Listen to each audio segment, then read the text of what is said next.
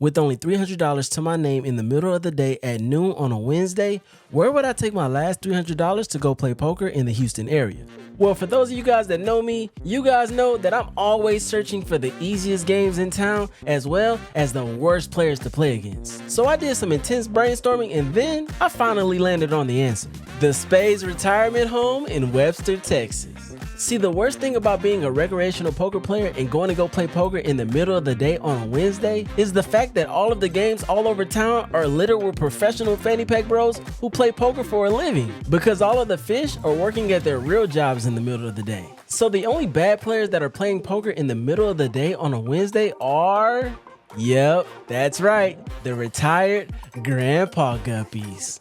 See, after I did my brainstorming, guys, I remember the last time I went to Spades in the middle of the day, it was old people all over the place donking off that good old retirement money, and I won big. It was like free money. So I've strategically picked Spades Poker House as the best investment for this $300. But now that we're here, guys, let's cut out the jokes because I have a serious question for you guys. You guys know that I was just in Vegas, so I'm in a betting mood. So my serious question is, over or under 2 diapers being worn underneath this table right now? I just might bet the money line on the over. I mean, you can't make this up, guys. When I walked in, it was even more old people than I remembered. When I walked into the Spades retirement home, all I saw was wrinkles and Rolexes. I couldn't believe it. Guys, it was so bad that I ditched my whole plan for this vlog and I bought in for $500 instead. Because I said to myself that any money that I don't have on the table is negative EV. I'm really at a table with everyone fighting for the 5 seat because they can't see shit.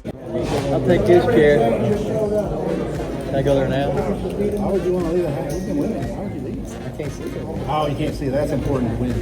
You gotta be able to see the win. I'm literally the only player at this table that's under 50 years old. And there's only one other player that's under 60. And the rest are 65 plus. And there's also a guy at this table that has to be at least 80 years old. Guys, look at how they hold their cards. This is midday poker heaven at the Spades retirement home.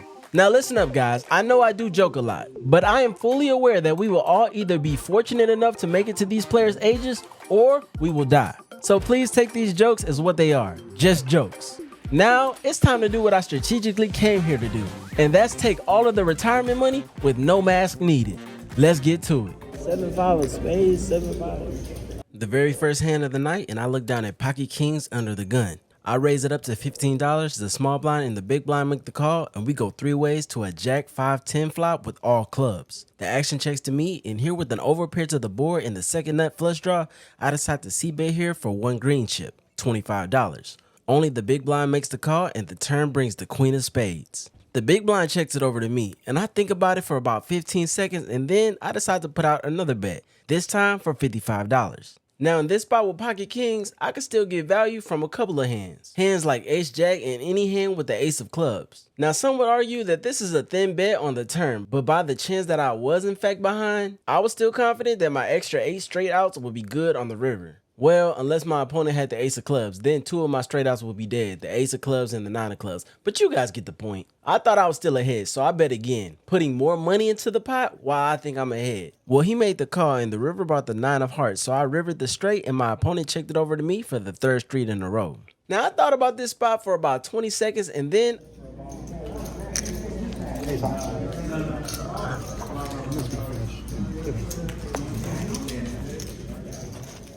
I decided to just check it back here with a straight. I didn't want to go for any more thin value because this was my very first hand of the day and I was still getting to know my opponents. So I just checked it back and then my opponent then told me that he did in fact miss his nut flush draw. So it looks like the only player at this table that was born after the 70s is 1 for 1 in hands won and hands played. Can we keep it up?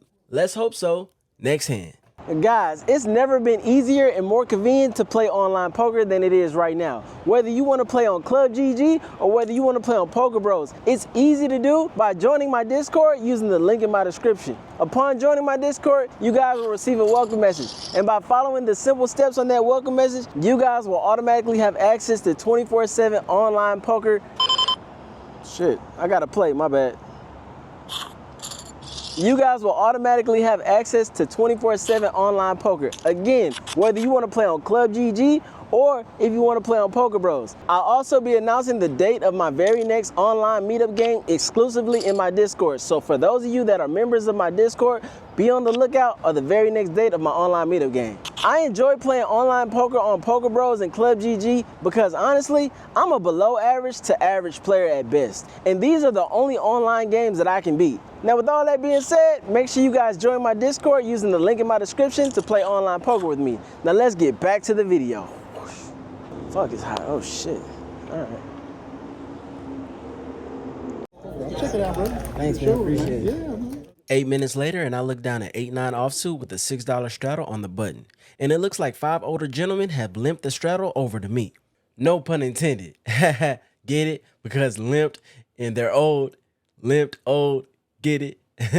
But now the action is on me, and I think this is the perfect time to squeeze here on the button. So I raise it up to $40. Now, most of the time when I squeeze on the button, especially with marginal hands, I try to do it as sneaky as possible. Meaning, I try to get the most players to fold for the cheapest price possible. Now, sometimes it works, but this time it definitely doesn't work because 3 players made the call. Now, there's 2 things that I forgot to put into my calculations when I was trying to get cheap folds. And that's 1, old people who gamble in retirement as a hobby have a lot of money. And 2, this is still Texas poker, so of course I'm getting at least 3 callers for $40 with those 2 factors in mind. So now I'm stuck going 4 ways to a flop with 8-9 offsuit. But hey, at least I'm on the button. But that means absolutely nothing when I flop 9 high with no hope and no backdoors. And the action checks to the cutoff, and he bet $65. I mug my 9 high and just take my $40 L. And yes, I forgot to film the board again. One day, maybe when I'm the ages of the players that are currently at the poker table,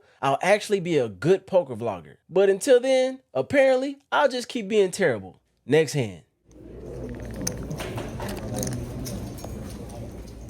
Pocket kings again, this time in the big blind. I told you guys, I came here to get that retirement money. There's been a lot of folding out of turn at this table, which to be fair, is expected at a table like this. But there's a $6 straddle on the button, the small blind makes the call, and then I raise my black kings to $35. The button and the small blind make the call, and we go 3 ways to a queen ace-6 board, rainbow. Now the player to my right, who I now know at this point of the session as Patrick, has led into the pre-flop aggressor, myself, for $55. Now I just watched Patrick bluff the socks off of some poor 75-year-old a couple of hands ago. And there's no way I'm letting him bluff me too. So I snap off his $55 lead and we go heads up to the 9 of diamonds on the turn, and then Patrick leads into me yet again, this time for $80. Now, even though I only have second pair here on the turn, I keep having flashbacks of how Patrick bluffed that old guy and then showed him the bluff. That can't be me, no way. He has to have it against me. So I call him off again,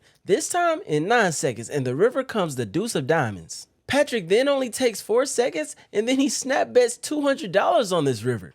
Now damn, what does he have? Pocket sixes? Ace queen?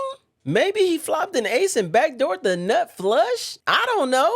I mean, he only bet $200 into a pot that was $375. It's such a call me sizing. I know I beat nothing but air, but again, I just saw him bluff the socks off of that senior citizen and then show it. And if he was bluffing, would he really bet such a small sizing on the river, knowing that I could easily have a hand like ace king being the pre-flop aggressor? Guys, I was in the absolute blender for 45 seconds and then I decided on a fold. Now, how I made my decision was that I figured that in the long run, this was the correct decision. And I also think that this just so happened to be the correct decision in this hand as well. Let's see what he had. You want to know for your vlog? Wait, now hold on, Patrick. Only show the vlog if I made the correct decision. Huh? You want to know? You can show the vlog. You lied to me? Who's a bluff? Nice hand. You didn't want to make my mistake. Very nice. Good. Patrick, nice hand. Yes, sir. Thank you. Thank you, brother. I appreciate it. Jack 10 off?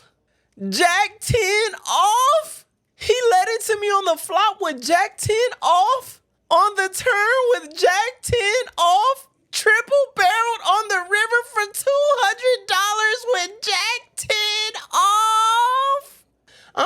worst. I take it back, Patrick. Do not show the vlog. I repeat, do not show the vlog. Do I have to put this hand in the video? You know what? I'm on tilt. Next hand. Go on, man. Really? They closed it? Okay, guys, let's not let that last hand get us off track because we still have a job to do. We came here to get that retirement money, and we will, in fact, get that retirement money. You know what's gonna make that a lot easier? Getting pocket aces in the hijack less than 30 minutes later. That's what. I go for the sneaky limp re-raise because my nemesis Patrick has the $6 straddle on. Now, Mr. Bluff-A-Lot has been really active, so I'm going for the limp re-raise, banking on Patrick to raise his straddle if the action limps to him. But it doesn't come to that as the cutoff raises it up to $15. Two players call the cutoff's raise of $15, and when the action gets back to me, I decide that $15 is not enough. So I bump it up to $60 with the goal being to get to the flop heads up. But once again, these players are retired and well off, so I go to the flop 3 ways instead when 2 players make the call. Surprisingly, Patrick is the only player to fold to my $60 raise, and we go 3 ways to a deuce jack 4 board with 2 clubs. The action checks to me and I decide to bet $75. Now, why did I choose this sizing of $75? Hell, I don't know. It seemed like a good sizing here with an overpair. You guys came here for entertainment, don't forget that. So I bet what I thought to be a good poker nerd sizing of $75. Only the cutoff made the call and the turn brought the king of spades. How much you playing? Can I see your chips, please? That's $1.25 there, so about 200.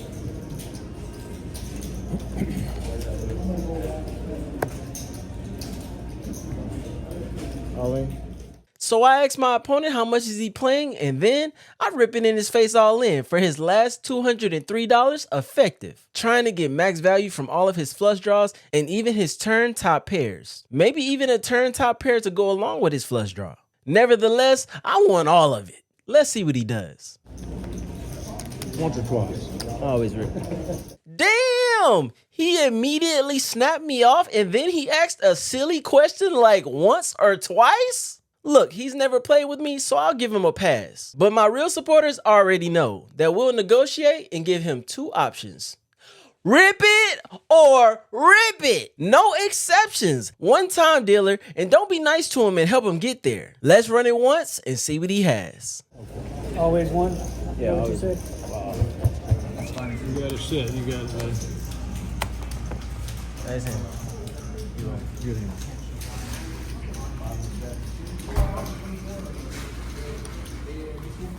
I knew I'd beat you eventually. Oh yeah, you beat me every time. I'm terrible. He turned 2 pair? And not only did I lose, but now my opponent is talking shit. Now what did I do to this guy? I knew I'd beat you eventually. He said he knew he'd beat me eventually, but I've only been playing at this table for 40 minutes. I just got here. What did I do to him? I had to get over here closer to this guy, man. He was killing me over there. Where I was killing you? Huh? I was killing you? Yeah. When? Hell, I had like $600. Now I'm down to down to 300. You talking about another day or today? Today. I didn't beat you in the hand. I'm such a little man in your mind that you don't even pay attention to beating me out of money. I haven't even beat you. I haven't beat Yeah, you. you have. You bet me out of pots and shit. Really? That's okay. You're playing good. That's okay. What?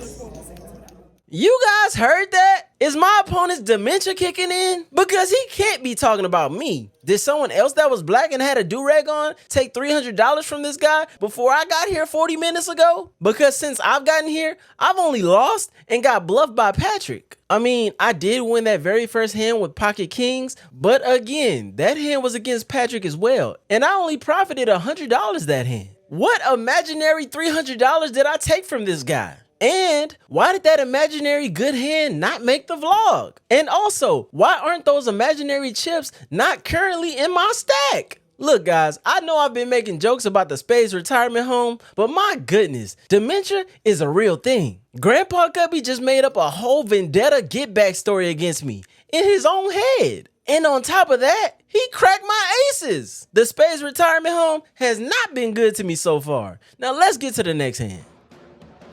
Now before we get to the next hand, we have a new player to my left. And right after he unracked his chips, he went to go ask the floor if I was allowed to film at the table. the same as a couple other players did when I first sat down. The things I go through to get you guys content. But anyway, the floor told him that I could film, and when he came back to sit down, he immediately propped his phone up behind his chips and said that if I could film the other players and how they play, then he could too. Oh boy, here we go again. Now you guys obviously know that I film strictly for content purposes, not to study the players. And no faces are ever shown in my vlogs that don't want to be. But regardless of the awesome staff here at Spades allowing me to film, you can still cut the tension at the table with a knife. So this is how you successfully calm down what I like to call a poker vlogging Karen.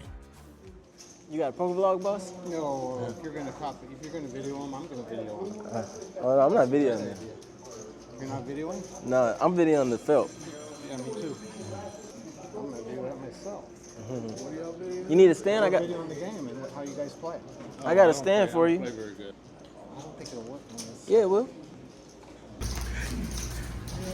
We got my guy with his stand. Now he's ready. Subscribe to his channel. You might like it. Started off like a joke, but you might like it though. Yeah, exactly right. Yep. What's the stand cost? Oh, it's cheap. You can actually have it if you want it. Yeah, you can have it. Get those blue. Of course, man. See guys, we successfully got rid of the tension and calmed down the poker vlogging Karen. I've been doing this for 1.5 years now, and those interactions never make the vlog. So that was some behind the scenes of some unique situations that just come with poker vlogging. So when you guys see me in person, just pretend to be upset about me filming, and then I'll feel bad and give you a free stand. But now, it's time to get to the next hand, which ironically is up against our new friend to our left, Chris, the poker vlogging Karen himself. No disrespect though, what's the male version of a Karen? Somebody comment down below. But anyway, let's get to the next hand. I think the problem with me was just consistency. I was trying to work. Yeah. So I'm making small talk with my new buddy to my left, Chris, but little does he know that I've just looked down at King Jack offsuit in the cutoff and I plan on stealing his $6 button straddle. 2 players has made the call for $6, and I think a raise to $25 is just enough to either make a free $18 or at least go heads up to the flop in position. If Chris folds the button, of course. Look, not much has gone my way tonight, but I decided to get the momentum started in the right direction with Chris being my first victim. And even though we're cool now, I still don't appreciate how he ran to the floor trying to get my vlogging setup put away. So I had to teach him a lesson by squeezing his $6 button straddle. Well, the plan didn't work as Chris and the small blind made the call and the flop came 3 ace deuce with 2 spades. The action checks to me and I decide to c-bet for $35. And I don't know why I c-bet for $35 honestly, but I am the most likely to have an ace, right poker nerds? I mean, I did raise pre-flop. Anyway, so I button click on the flop for $35 and damn it, Chris makes the call. So we're heads up to the turn and it comes the 4 of diamonds. I decide to slow it down and check this turn. Because what am I really repping? A 5? So I slow it down and check and Chris checks back and the river comes the 9 of diamonds. Now I sense weakness when Chris checked back the turn and with king high on this river, we most likely can't win by checking. So I decided to lead small for $65. This small bet should fold out most of the hands that beat us that's not an ace like pair plus flush draws and wait, what's that? He snapped me off? Good call. And you gotta pick it up. Show him. Oh, you gotta pick up and show the board? And you gotta show my. You catching on, Chris? Yeah, they do kind of like it. When you put your phone back, make sure you don't turn off the camera on accident. It's like when you click it like that, you turn off the phone on accident. Oh, okay. And it's not that invasive either, I see. Yeah. See, it don't show faces. Yeah. That's why they let you do it. Yeah, that's what I was just asking about. Not only did he snap me off and I lost, but he's now vlogging about it using the stand that I gave him. And now I'm giving him tips on how to properly film and show the board when really I'm just trying to distract myself from the fact that I just got snapped off and lost again. But guys, Chris doesn't actually have a poker channel. He said that he was gonna show his wife the footage from this session. So good for you, Chris. Way to snap me off. But for those of you out there that get caught bluffing, remember you heard it from me first. Flip over your cards with pride when you get caught bluffing. Don't be ashamed. Don't just muck your cards in shame. Flip over your cards with pride and make your opponent show the winning hand. No exceptions. But I lost that hand too. What's new? And it was filmed by a player using my own damn stand. Next hand. And if the hand, and then you don't play the hand, you just delete that? But you do it later. 3 minutes later, and I'm still giving Chris poker vlogging lessons when I peel pocket aces again, this time in the low jack. The table has been fairly active today, so I decided to go for the sneaky limp re-raise strategy again. Well, it didn't work this time as the action unfortunately limped around and I was forced to go 5 ways to a flop for $6 a piece. The flop came queen 3 queen. The action checked to me and I decided to just check here with pocket aces. Look, in my mind, I had already butchered this hand. And if a player that acted before me had a queen, what would they do? They would check. So I check as well to be on the safe side. The action checks around and the turn comes to 10 of clubs. First to act then overbets the pot and leads into 4 players after checking the flop. And now the action is on me. Look, and like I said before, in my mind, I had already butchered this hand when I let the action limp around pre-flop. And now I have first to act overbetting the pot into 4 players after checking the flop? Nah, I'm not falling for that. So I just mucked my cards. What do you guys think about that fold with pocket aces? Are you calling there? Let's get to the next hand. Oh, Valdez Poker. VALGEZ Poker. I need to go, and I might start going there every one of these days.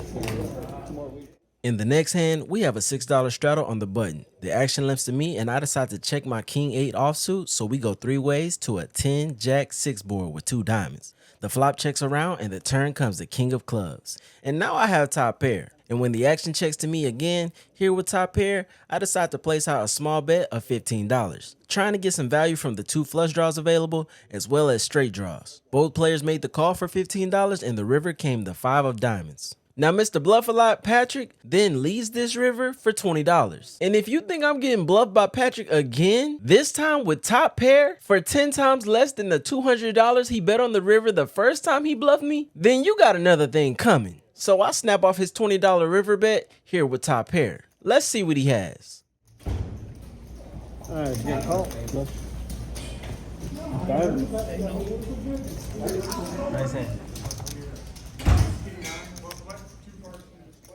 8-3 of diamonds? I can't lie. This was the most tilted I've ever been after only losing $41. Patrick has my number and I'm sick of it. First he bluffs me earlier when I had pocket kings, and now he gets me again with a $20 mini value bet on the river. I don't know if it was those 2 hands, or maybe it was when my aces got cracked by the guy from earlier with the imaginary vendetta, but there was just something about the combination of ways that everything is currently going wrong in this session that honestly somehow has me on super monkey tilt. So I had to immediately go outside and talk to you guys in real time.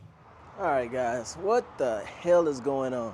What am I even doing? What is going on? I'm running terrible. I'm playing terrible. And I'm like, you know how some people get in a midlife crisis? I'm in a mid-vlog crisis. What are we even doing with this vlog? What do y'all want to see? Like, am I just traveling Houston, making jokes, playing with everyday people? Do y'all want to see me get on bigger streams? Do y'all want to see me actually try to get as big as I possibly can? Do y'all want to see me study? Do y'all want to see me study and play like the best players, try to play like super high nosebleed stakes? What are we even doing with this vlog? Like, I enjoy meeting you guys, but I'm like, maybe it's just because I'm running like shit and I'm losing money today. But I don't even know what's going on. Okay, put it in the comment section. My supporters, like, what are we doing with the vlog? What do y'all think I should do with the vlog? Okay, let's focus on today. I'm all over the place. Let's focus on today. My goal, I'm stuck over $700. Let's get the $700 back, all right? Let's get the $700 back, and then we'll go from there. But I was really sitting there thinking, like, what's the plan? Okay, back to the poker. Back to the poker. For educational purposes. Yeah, this is strictly entertainment, please. Because I've had people say, yeah, you taught playing like you, but yeah, you've taught me a lot. Da da da. I'm like, oh God, people watch me to learn. I gotta start putting disclaimers. So not too long after my mid-vlog crisis outside, I come back inside the Spades retirement home and we have a reverse button Omaha hand when I look down at ace, queen, jack 5 with queen high hearts. The $3 big blind limps around, so we're 8 ways to a 4-10 queen board with 2 hearts. So I flop a gutter to the nut straight, top pair, and a queen high flush draw. When the action checks to me, I check as well, and when the action gets to the cutoff, he bets $25. 2 players make the call, and now the action is on me. But before I make the call, I already know that Chris to my left is about to fold. Turns out, he made a rookie poker vlogging mistake. Hey, see, now I know you're folding because you stopped the camera. You gotta wait. Maybe I'm pulling Nah, the reverse. you're folding. See, I'm pulling the reverse on three. I'm teaching you. You can't give no tails. Yeah, 4 players. I see how that could be problematic. So the turn comes at King of Diamonds. So we turn one of the 3 best cards that we could have possibly asked for. And Patrick bets this turn for $50 when it's checked over to him. I raise right away to $225. The action folds to Patrick and he pots it, putting me all in for my remaining $543. I make the call and now I'm all in for $768 effective. The rest of my chips. Wait, did you guys hear that? Our kryptonite, Patrick, just said that he had the nuts right now.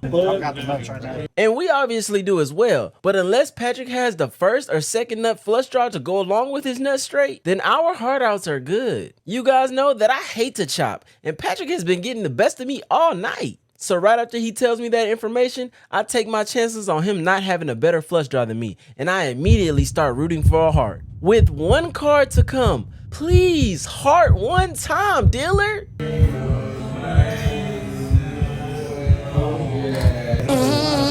Someone's got a nut flush draw, someone's got a bow.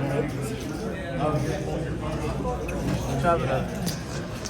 Damn, I was free rolling. Hearts?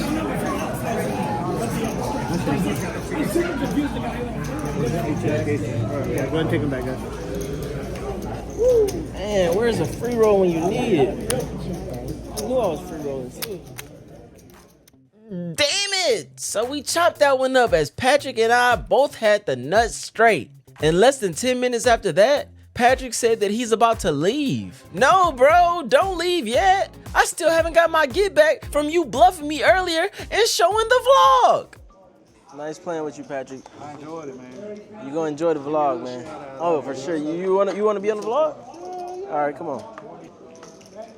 Hey, guys. Patrick, this the guy that got me, Patrick. Y'all check out Valdez Poker, man. It's worth every second of it.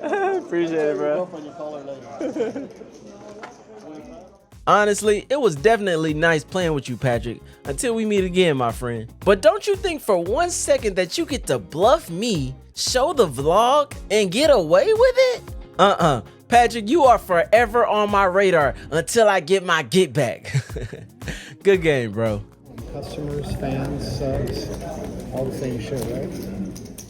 Now that our kryptonite Patrick is gone, we might actually finally be able to turn this session around. And it looks like the cards have already started to change when we look down at aces and eights double suited in the reverse button Omaha hand.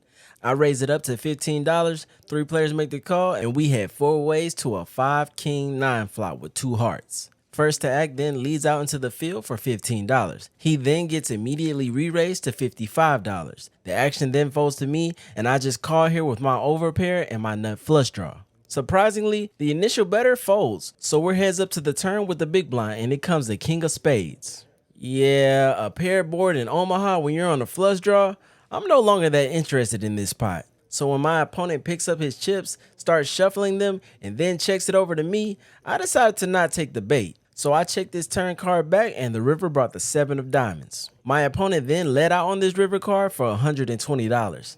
I pick up my cards while complaining in my head about how I haven't been able to hit shit all day, and then I made the easy fold. But I don't want somebody to do due diligence and all that. I lost $70 in this hand, and that was especially sad for me because with that money, I could have bought a nice steak. Yum. My subscribers know I just love steak. Yummy.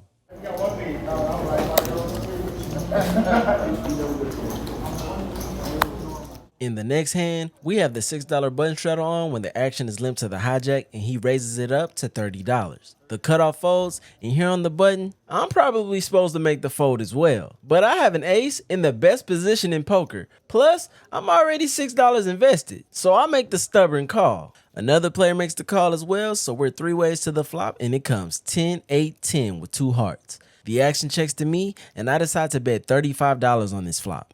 Now, I was only worried about the initial raiser, which was the hijack in this hand. He was a very capable thinking player, and as the session went on, the grandpa gubbies were starting to get replaced by thinking players who just got off work, who like to calculate the pot and do part-time poker nerd shenanigans. But anyway, the other player in middle position was the same player from that last Omaha hand, and he was one of those players where you could just look at him and tell how strong of a hand he had. We've all played against players like that. So I could look at him and tell he wasn't strong, so I then bet $35 to try to fold out ace high type hands that the hijack might raise with pre-flop. And even though we block ace high hands, this hand could fold or potentially start to put pressure on hands like king queen. So I bet out for $35. Middle position snap folded as expected, but unfortunately, the hijack made the call. So this is gonna have to be a multi-street plan. And when the turn comes to 6 of clubs and my opponent checks it over to me yet again, I then put out another bet, this time for $85. My opponent then snapped me off immediately and the river brought the 8 of spades. Now when the river comes to 8 of spades, this double pairs the board. And I'm gonna have more 10s and 8s in my range, calling here on the button with the straddle already on, as opposed to my opponent who was the pre-flop aggressor. So how strong could my opponent really be? And what would I bet on this river if I actually had a 10? Now mind you, the only reason I was thinking like this in the moment is because again, this was a good thinking player. So after 21 seconds, I decided to pretend as if I had a 10 and placed out a bet of $205 on this river. Let's see if we can get this bluff through. Email or text message for some reason. They didn't go through. But I thought a couple of my text messages went through. Call. But I don't know if they did. But anyway, what are you doing this afternoon? You got time to meet over and take a tea? What time do you want to do that? We got called off by pocket nines? The $205 river bet is supposed to fold out that exact hand. See, this is why I always wear the do-rag, because it's something about that damn do-rag that makes players never believe me. He called me with pocket nines? The disrespect! I broke my own rule for recreational poker play. Just make good hands and get paid off. Wow, what a creative way to punt off $355. Shout out to Big Red for the inspiration. Next hand. Thank you, sir.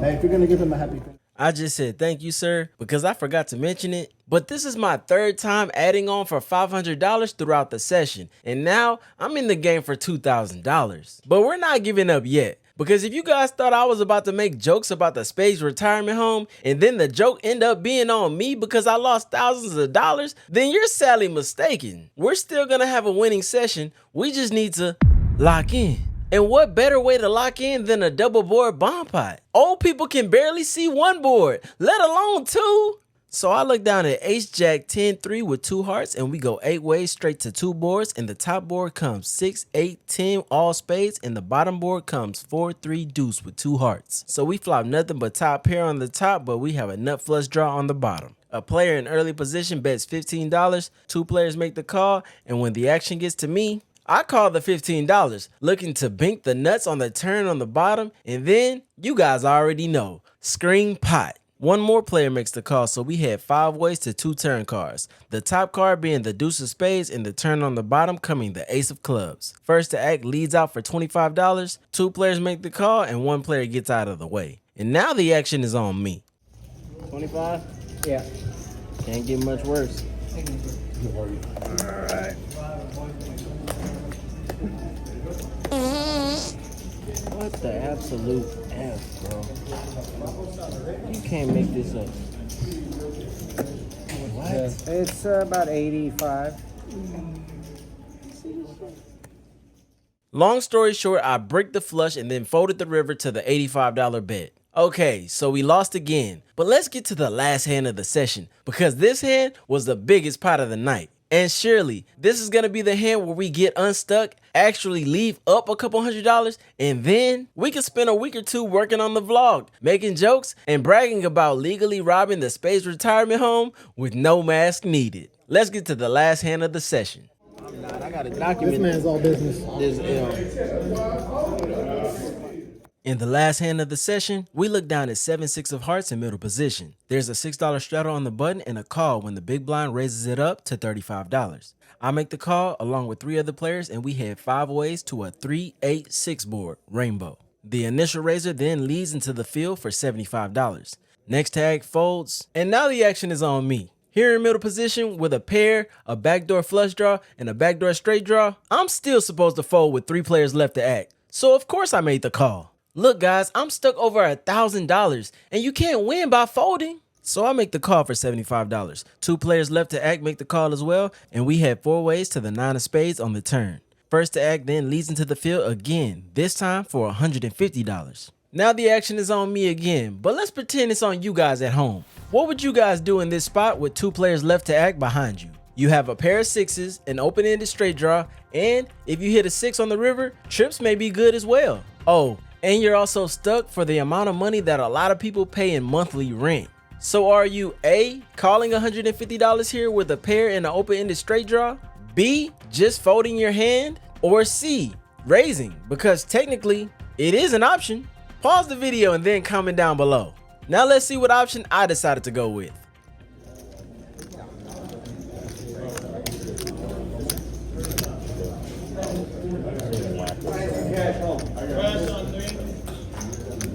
I'll go 300.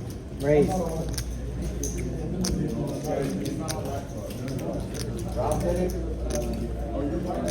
Oh, and I got top on the river. Calling. So I call the $150 of course. Next to act then min raises to $300 and then the button goes all in for his last $68. The initial raiser then thinks about it for exactly 30 seconds and then he makes the fold. So the bet is $300 to me and I'm already in for $150. And honestly, I don't know what to do at this point. And even if I do make the call, I don't know what I do or don't want to see on the river. Would a 10 be good if I hit that straight? Would a 5 be good if I hit that straight? Or maybe a 6 might be good if I hit trips. I'm not sure, but I do know that I'm already in for $150 and I just can't fold to a min raise. So I make the call for the $150 extra. Now we're heads up to the river for the side pot with the button being all in for the main. And the river comes the 6 of diamonds? All in.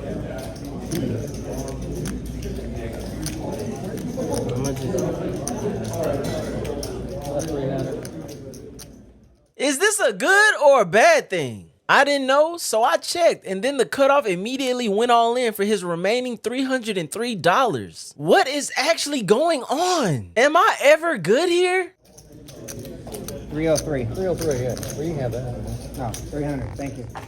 A snap gem all in for $303 into a pot that's already over $1,300? Would my opponent ever bluff into a dry side pot knowing he can't beat the button for the main? And for $300 at that, which is not even enough money to bluff me because there's already so much money in the pot relative to the size of his river bet? I'm deep into the blender with no sense of direction whatsoever. It's up to you. What you want me to do? Okay. Good for your blog. It's $1 million in there. Oh, I have a 6. Good for your blog. You don't like to win or lose. Don't matter to me. Is a 6 good? Yes or no? Yeah. 6 good? I'll take your word for it. Yeah, is the 6 good? No. I don't think it is. But I still want to see. Well, I'm going to see regardless, but I'll show you if you want. For your blog. No big deal. I have a 6, but I didn't want a 6. A big part of me wants to call this last $303 because there's already so much money in the pot. But the other part of me thinks that I'm never good in this spot. And if I make this call, then I might as well light that last $300 on fire to cap off what has been an atrocious session here at the Spades retirement home. But back to the other part of me that just wants to make the obvious discipline fold and just save the last $303 to partially make up for bad plays that I made earlier in the session. Oh man, I keep going back and forth. Let's see which way I went. fell before the 6. No, yeah, I went all. I know you go first. I fold. Oh, all right. Come on, show the poker. See it. Show the poker, please. Yeah, for sure. Ace Jack. Oh my God, I'm the worst. 7-5 gets it all. He's got a straight down here though. Get it straight. All right, you get that. I would have. No, I would have lost the. I would have lost the main to. definitely worried. I was ahead today. I mean, I don't know. I don't know what you're fucking. I thought I was fucking toast. Ace high? So my opponent on the side ended up only having ace high? But Valdez, he turned the flush draw. Well, what the hell did he call the flop with for $75 after the initial raiser led into 4 people for $75 and I made the call? Explain that to me. You can't explain it. He didn't have shit. All he had was unlimited retirement donkey money. I can't believe this. I really thought I was being disciplined and saving myself the obvious last $303. Because of course trips is never good for the side pot after the previous action in the hand. But again, this is Texas poker, where there's always a chance that you're good on the river. Even if you have 4 high on the river, there's always a chance that you're good in Texas. That fold on the river literally cost me over $800 because the button only started the hand with $178. If I make that call on the river, I profit $437 instead of losing $410 like I did. I'm in complete shambles, and it felt like during this session, every decision I made was the wrong one. What the fuck is he doing, bro? What the fuck, bro? Like literally what? What is happening? What he had ace high? What the fuck? Yeah, I think I'm just about to leave. My head hurts. I'm finna have it. What time is it? What the fuck is going on? You brush, bro? Oh, somebody else? Yeah, 300. Rush on 4. I don't know what the fuck is going on. I don't even know if I know how to play this game anymore. I then added on for another $300 after this hand, but it was no point. All of my fight and will to win was gone for the day. The Spades retirement home retired me for the day. Now it's time to cash out and see how much the senior citizens robbed from us with no mask. God damn, they got me. Should be cashing out for more. My name is Valdez and it's my first time making a song. I should be cashing out for way more, but a couple guppies did me wrong. I said a couple guppies did me wrong. Oh yeah, they did me wrong. He snapped me off on that turn and took some of my profit home. Goddamn guppy did me wrong. Snapped me off, took some of my profit home. Grandpa Guppy got me good. I got 1, 2, 3, 4, 5, 6, $6.99. $6.99? Yep.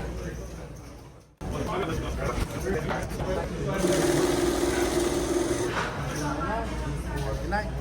Thank you, man. You too.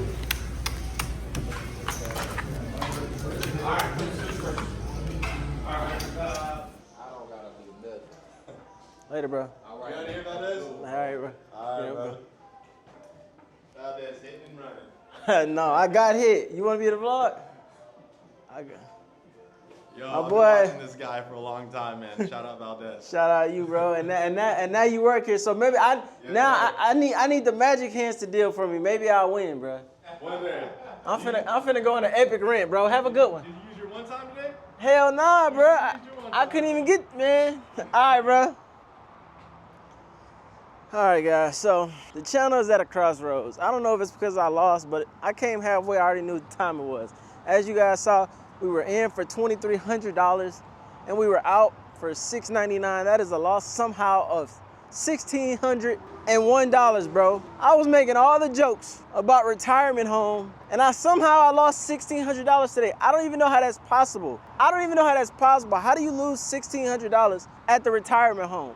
I strictly came here for that reason. Like, what's crazy is Spades really is the best place to come like midday on a Wednesday, bro, because playing midday on a Wednesday is always bad because it's gonna be littered with pros. But spades, I hadn't came here in midday in a long time, but I remember the last time I came here midday, it was a retirement home. Today was even worse. The average age at my table without me was probably about 65 years old. I'm not joking. And for me to come here and lose $1,600, bro, is ridiculous. I don't even know where to go with the channel. I don't know. Like, when I first started this poker channel, I wanted to be a pro. Now I know I'm never gonna be a pro because there's certain things in my life that would never change, and it's not conducive to being a pro poker player. I'm not gonna get deep into what those things are. That's a whole nother video. I already got a video idea on explaining why I'll never be a pro. But because I'm not gonna be a pro, what is this channel? What do we do? Like, do I just keep, I mean, the content's always gonna be good.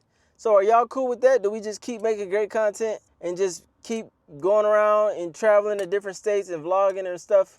Yeah, but I'm frustrated, bro. Like, how did I lose $1,600 at the retirement home? I don't know. The support is unreal. The support from you guys is unreal.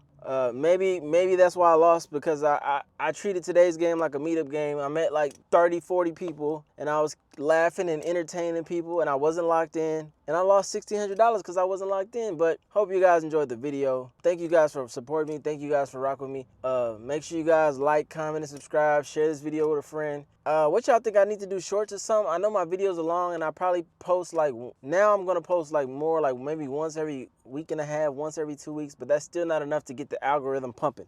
So I need you guys' help to get the algorithm pumping so we can get this good poker content out to more people. I appreciate you guys. Until the next vlog, y'all take care. Peace.